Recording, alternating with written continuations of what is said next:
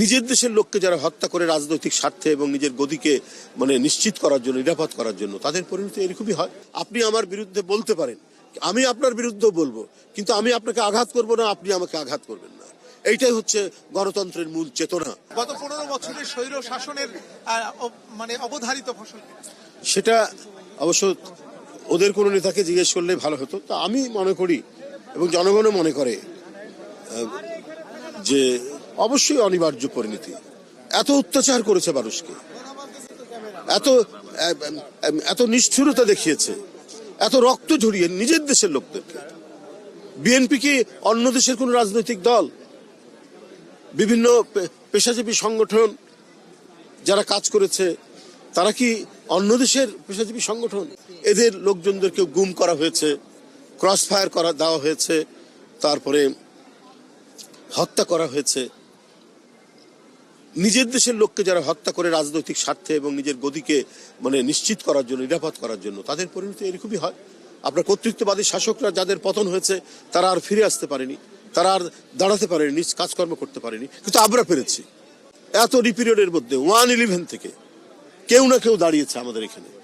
আমরা কথা বলে গেছি, আমাদেরকে ধাওয়া করা হয়েছে, পার্টি অফিস ভেঙে নিয়ে গেছে। যেখানে একটু স্পেস পেয়েছি সেখানেই আমরা কথা বলেছি, আমরা কিছু করার চেষ্টা করেছি। যেটা এখন দেখছি গণমাধ্যমে, আমি সেদিন প্রথম আলোতেই পড়লাম একটি প্রবন্ধ যে আওয়ামী লীগের শেখা উচিত বিএনপি প্রথম থেকে কি করেছে। কারণ আমরা গণতান্ত্রিক চেতনায় বিশ্বাসী মানুষ। আমরা মানুষকে অত্যাচার করিনি, আমরা মানুষের ঘর বাড়ি দখল করিনি, এবং যারা বিএনপি নামে করে তাদের বিরুদ্ধে সাথে সাথে ব্যবস্থা নেই, তাদেরকে দল থেকে বহিষ্কার করি। এই দৃষ্টান্ত তো বিএনপি একেবারে শহীদ জিয়ার আমল থেকে, যার কারণে মানুষের কাছে আমাদের একটি আস্থা আছে। আর আরেকটি বিষয় হলো যে আমরা গণতন্ত্রের প্রশ্নে প্রত্যেকের যে অধিকার কথা বলার, এটা আমরা বিশ্বাস করি। যার কারণেই আমরা সকল দুর্যোগ, দুর্বিপাক এবং অত্যাচারের যে খড়গ নেমে আসে তার মধ্যেও আমরা দাঁড়াতে পারি, এটাই আমাদের গর্ব। শহীদ বুদ্ধিজীবী দিবসের বার্তা তো এইটাই যে দেশের এই বরেণ্য সন্তান যারা আত্মাহুতি দিয়েছেন, এটার ঔপনিবেশিক শক্তি পাকিস্তানি হানাদারদের লক্ষ্য ছিল বাংলাদেশকে মেধাশূন্য করা। ওরা জানে যে ওরা পরাজিত হচ্ছে, বাংলাদেশ চালাতে পারবে না।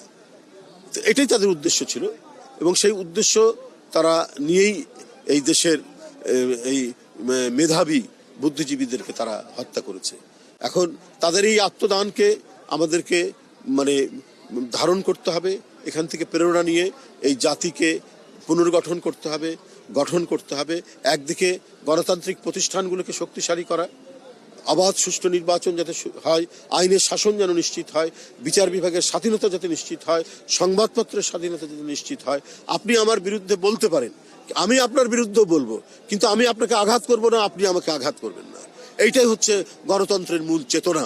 আমরা সেই চেতনাকে লালন করব, সেটাকেই আমরা প্রতিষ্ঠিত করব।